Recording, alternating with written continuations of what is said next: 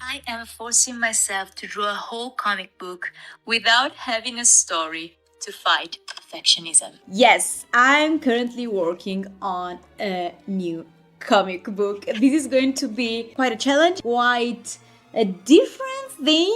It's going to be, most of all, a new adventure. Last year, I decided to force myself to make a whole comic book from scratch. And this happened. For those of you who are new here, hi, my name is Veronica, aka Vespertiliu. I am an Italian comic book author, tarot and oracle deck creator, and your spooky art teacher. It's me again, yours truly. I really don't know where to start with this. I made it! We made it! Briefly, if you want to know the whole story behind this graphic novel, there is a whole playlist where I talk about it. This is called the comic book updates, and it is basically a playlist of few video logs where I was updating you about the process of this project. It is so crazy to be here filming this video because almost 1 year ago, I think it was by the end of November, because I already had watched Wicked and now I'm waiting for part 2. A year ago I was starting this journey thinking, okay, I can do this, but I had a whole other plan for this project, and now literally beyond my wildest dreams. And I'm going to tell you all about it. I'm going to tell you about this beautiful edition of CADAVERI SQUISITI Exquisite Corpses. It's here.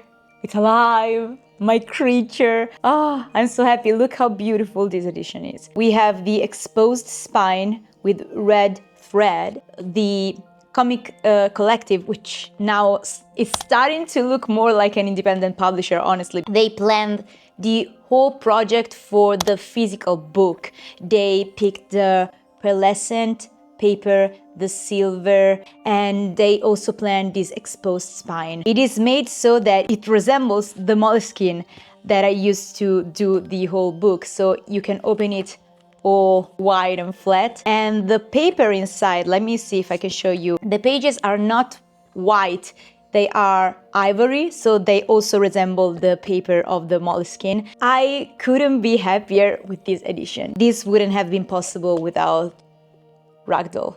It is such a beautiful book. I'm so happy and so proud to be part of this project. They did such an amazing job with my book. Let's go in order and let me tell you all about what happened and what this is about, because this, guys, this is crazy. This is insane. I'm so excited. I don't know where to start. Also, long time no see. I'm well aware, long time no see, but I literally had one of the worst burnouts ever. I felt exhausted physically, mentally, spiritually. If you've been following me for a while, you know how much I've worked during these past 2 years. This is my second graphic novel in all of my career as a complete author. I have a third graphic novel that was written by another author, published here in Italy. During the past 2 years, I've worked as an illustrator, as a comic artist, as a content creator, and during this past summer I was working simultaneously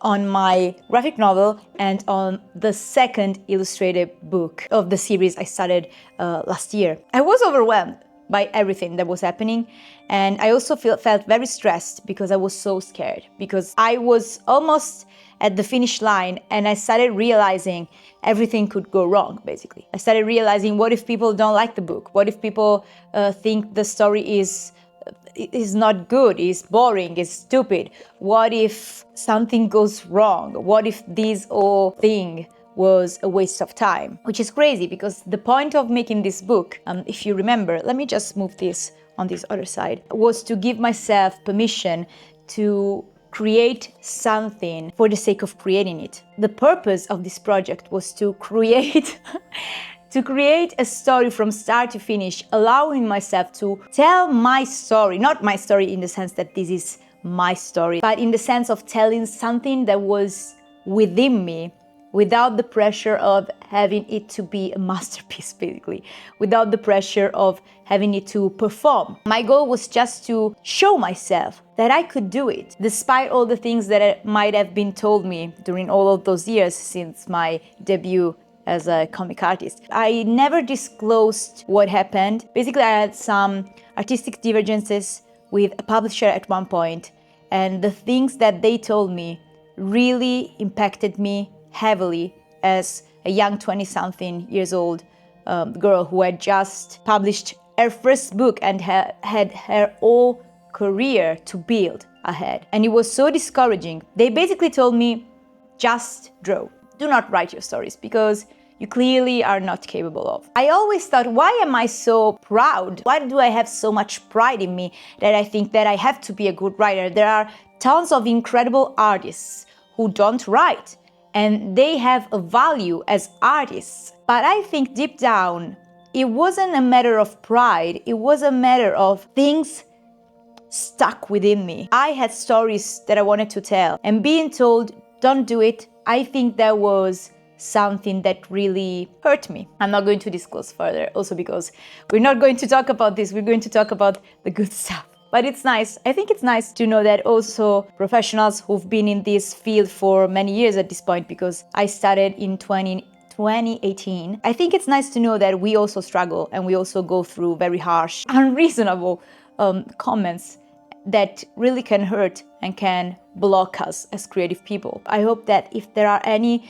young artists, by which I don't mean young people, because one person can be 80 years old and be a young artist. I hope that young artists out there can listen to my experience and use it to feel less alone and to gain courage for their own journey. That's my goal. That's always been my goal. Encourage as many people to start drawing, and now, after this experience, to encourage as many people to tell their stories, because it is possible. You're right. That's what I learned from this experience. Briefly, 1 year ago, I forced myself to make a whole comic book from scratch. I have a video where I show you how I printed these parts of the cover, and the whole book has been crafted inside this moleskin sketchbook. So this is a moleskin sketchbook size A4, and I started from the very back of the cardboard cover and went all the way through the book. So one thing that I love about this project is that I have a binded manuscript. The last comic book update I made was about my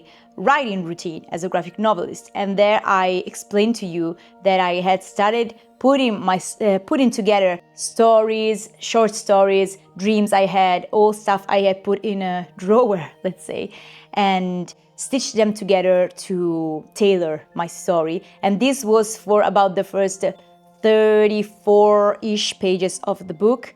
And then I started working one page at a time, drawing a page, inking a page. What happens next is tomorrow my self-problem. So that was the process. I highly recommend you check those videos, because today I want to really tell you about how this story ends and how this signals kind of a new beginning. Late summer, between August and September, I experienced the worst burnout ever that impacted me heavily. I am still dealing with some health issues, but yesterday I saw a doctor specialized in my problem, in the problem I developed, also due to all of the stress I put myself under, and so things are getting handled. I also started seeing therapist again. That's another thing that I highly recommend. So now this whole burnout thing has been handled and is being handled. So this summer I finished my graphic novel.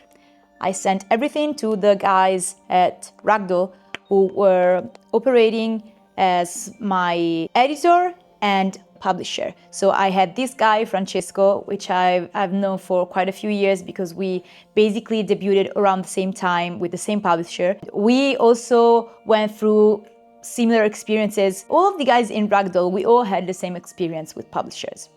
And this experience was that they would push us to come to their terms, to compromise over something as intimate and as delicate as our stories, our creative act, which might sound cheesy, but it is really an issue. And one thing I learned through this whole experience is that it is a common experience, and it is a common experienced issue among authors like us. I finished the book and I'm being told, okay, we want to nominate your book for Best Self-Production at Lucca Comics and Games. Spoiler alert. And to do so, the lettering needs to be done within like less than a week. I panicked. I swear this is so crazy. At the very beginning, I said, that's fine, let's not nominate it. Like I said it was fine, but I was feeling so miserable. My burnout had me completely crash out, not over this thing only. I was still working on the Illustrator book. I was starting to experience my physical health issues. It was a mess, so everything was just too much. I felt so overwhelmed. But something within me kept saying, you can do it, you can do it, you can do it, just do it, just do it. And so I was like, in the spirit of how I made the book, and so one page at a time, let's do one page at a time. And I ended up clearing the whole lettering of the book in time to be nominated for the award, basically. That experience kept pushing further the limits of my burnout. But I'm so glad I went through it, ultimately. So I respect all of the deadlines. The book is done. We start working together to establish the physical book characteristics, put it together as perfectly as we wanted it to be. But these were all little things that kept building up among this huge burnout I was experiencing. So fast forward, it is the last 48 hours before I had to leave my hometown to attend Lucca Comics and Games, which is, if you don't know, the biggest comic convention in Italy. Some say it is the biggest comic convention in terms of number of people who attend, the biggest comic convention in all of Europe. It's a huge deal. And I need to leave. And I start panicking heavily. I'm calling my mom non-stop. I'm being on the phone and being like, I'm not going. I'm not going. I'm not leaving. I'm staying home, and I'm crying, and the cat is crying, and I'm desperate because I don't want to face the consequences. At this point, people are already reading this. The way this prize works is that not only there is a jury that votes, but all of the other candidates get to vote. And so between us all, we can have an early reading of all of the books. And I really didn't want to face the consequences. I was feeling so bad. So at this point, I'm panicking. I'm really panicking. And the day before, the very day I was leaving, I had a briefing with my therapist in which I told them, I'm not going. I'm just not going because I feel so anxious. I don't know how things are going to go. I don't know what people are going to say about my book. I don't know what's going to happen. And I tell them all of these things, and then they basically told me, it's part of the game. You have to deal with that, and it is okay that you feel this way, and you have to allow yourself to feel this way. My bags were actually packed because I kept saying I'm not going, but something within me was like, you need to go. And so I leave. And here starts the tale of the craziest 5 days of my life. I still haven't seen the physical book. I only have seen the little 18 pages preview. I know nothing about how this turned out. I leave, and that day was so crazy because, let me just put this right here. It was such a sunny day, a perfect day. I arrived in Lucca. It takes around 4 hours to get there, and I go by train. I arrive there, and I arrive basically an hour early. My train arrives in Pisa 10 minutes earlier, and so I'm able to get the next train an hour in advance. I would have been waiting for other 50 minutes. And so I arrived there 1 hour in advance. I'm like, hi guys, I'm here earlier. I can as well stay here at our booth all together. And they're like, oh, that's great, because there's people. You can start your signing session, even though you would have started the next day. And I'm like, oh, sure, that would be amazing. And so I sit down and start sketching the books. Within a couple of hours, I sketch around 11 books, which is not that bad. It's actually great. I'm like, oh, it's going so good. And they're like, before you arrived, we had already sold 60 books. And I was like, okay. So the book is going very well. And while I was signing, people would come up to me from other self-publishers, from other collectives and other members of the self area. They would come and be like, I loved your book, we voted for you. And I start being like, oh. And I have to be honest, all of the people from Ragdoll, all of my friends, were so supportive, way too supportive. They were like, are you ready to get on stage and do your speech. And I would be like, stop, please stop. And I kept feeling like I don't want to think about it, because first, there are so many books in the self-publishing area that deserve this prize, because honestly, there's so much heart put into these books, and you can tell, and the stories show that heart. Basically, every book would have deserved this award. I felt within me, this never happened to me. Why would it? If I win, it's going to be massive and have an impact on my career and on my life in a way. If I win with a book made purposely to prove myself that I could do it. And so it was this duality where one part of me already knew, of course, you're worthy of love and respect and people who appreciate your work because you've done a good job. It doesn't matter how much it sells, it doesn't matter if you win a prize. And on the other part, there was a younger version of myself who striving for success and recognition. Thursday comes, which is the day of the awards show.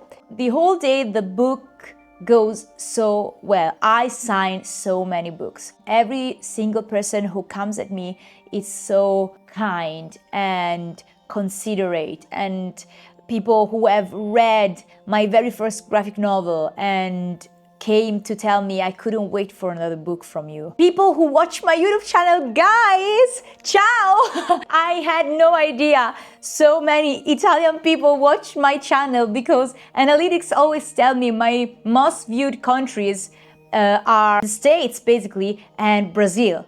So Italy is down on the chart. And I thought, okay, there must be like 2 people watching my videos from Italy. The amount of people who came up to me telling me, we watched your videos where you were creating the book and talking about the creation of the book, and now we are here, we're so excited. And it filled me with so much joy, but also just shock. So I'm so happy you're here. And yeah, I'm glad you're watching these videos, even though I do these videos in English. Thank you for being here. Thank you for coming by. Thank you for supporting my work. The whole day things go wonderfully, despite it was pouring. We got so much rain. And then to access the awards show, we had to wait in line for 1 hour. And mind you, the awards show is not open to the public. It's just authors and press and publishers. And we all were waiting under pouring rain for an hour. We get to the award event, we sit down. Throughout the whole day, I started suspecting that my fellow colleagues from Ragdoll knew something, knew that we won or something, because they were too joyous and excited and telling me, get ready to get on stage. So I kind of thought about it. The moment we sit down, I look around and notice everyone is panicking. Everyone is scared. Everyone is anxious. And so I'm like, okay, nobody knows nothing. We're here as blind as all of the other participants. At this point, I'm getting at peace with myself. I'm parenting myself. I'm being like, you did such a good job. People are appreciating your book. You're meeting so many kind and caring people. It is already a success. You don't need this. If you win, that's great, but it is great if anyone wins. So this lovely woman, Lia Remorini, which is a patron of the self area and of self-published books, she comes on stage to announce the winner. And we're all like, we're all so anxious about it. We look up and I hear the winner of the prize for the Self Area Award for Lucca Comics and Games 2025 is Cada.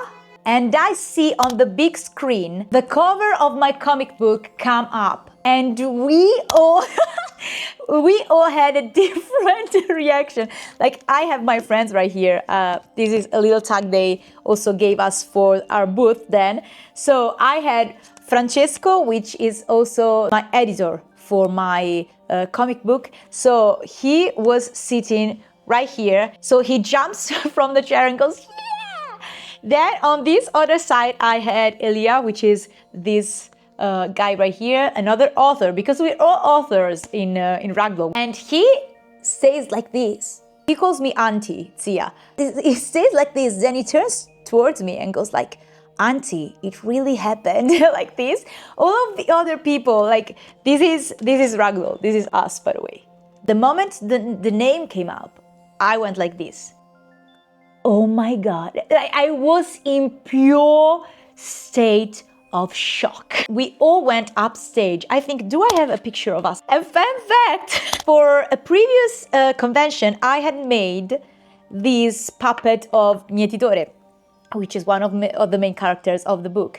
I basically bought a tiny skeleton in time for Halloween, and I have repainted it to make it look like it was inked with hatching, etc. And then I hand sew his robe. I went upstage holding this. So there is me giving the speech and I'm with this. And I'm like speaking with this in my hand.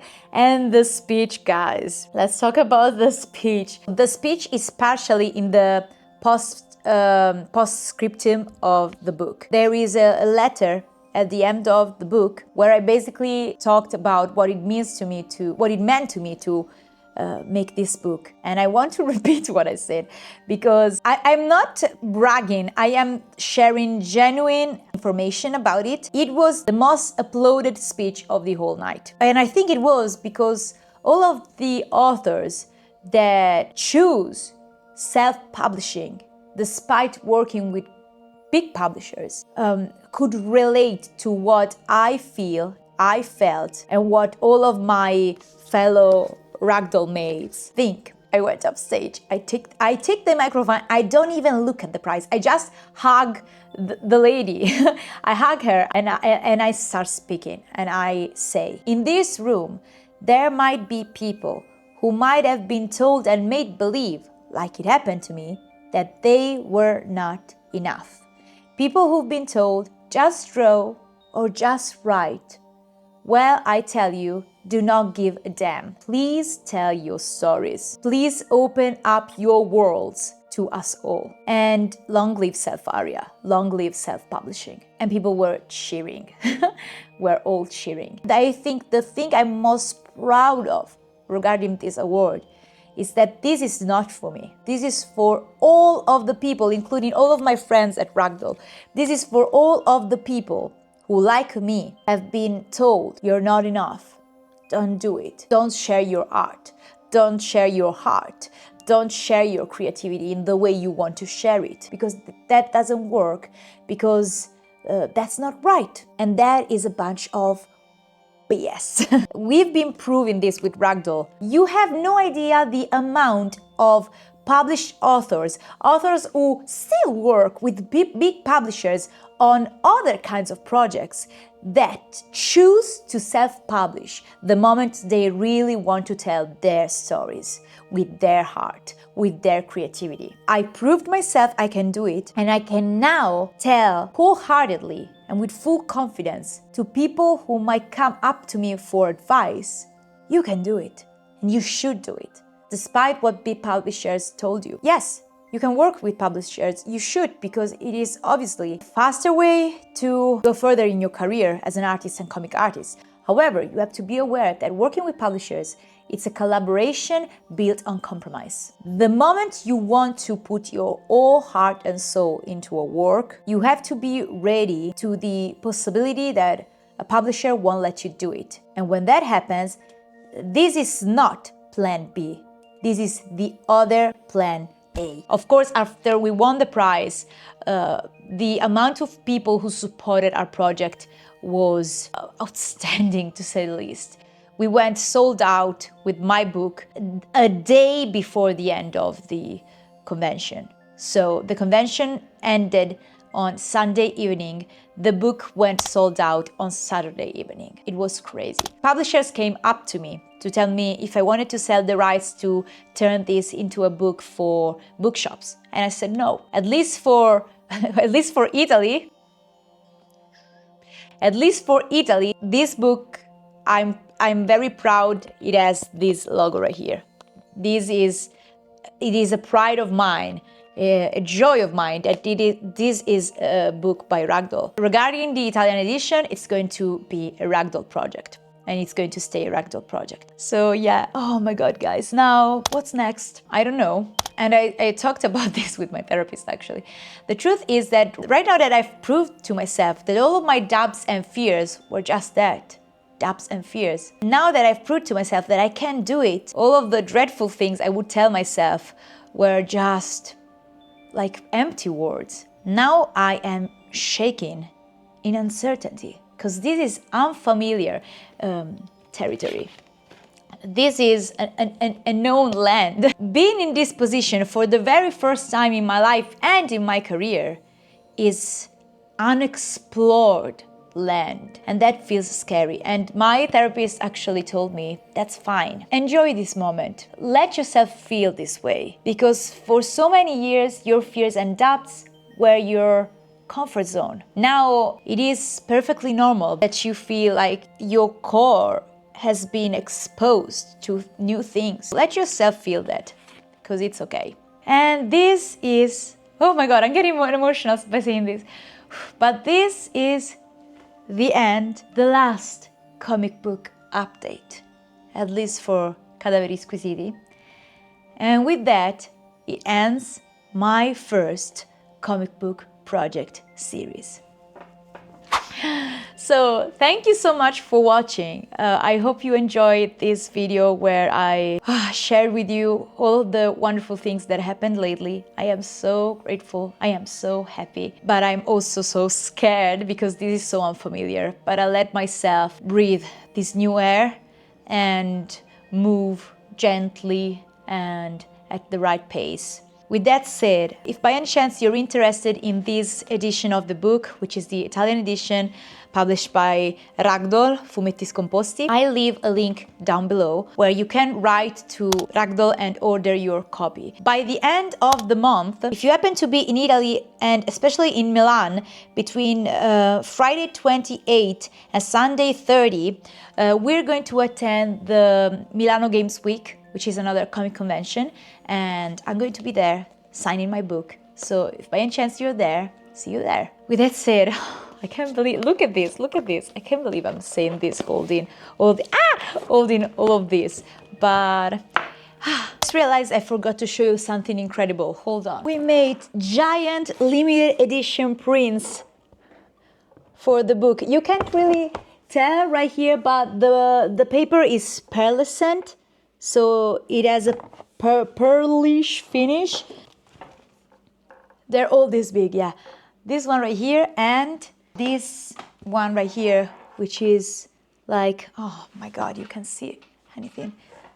Like a new illustration I made purposely for the prints. So these are also going to be in Milan.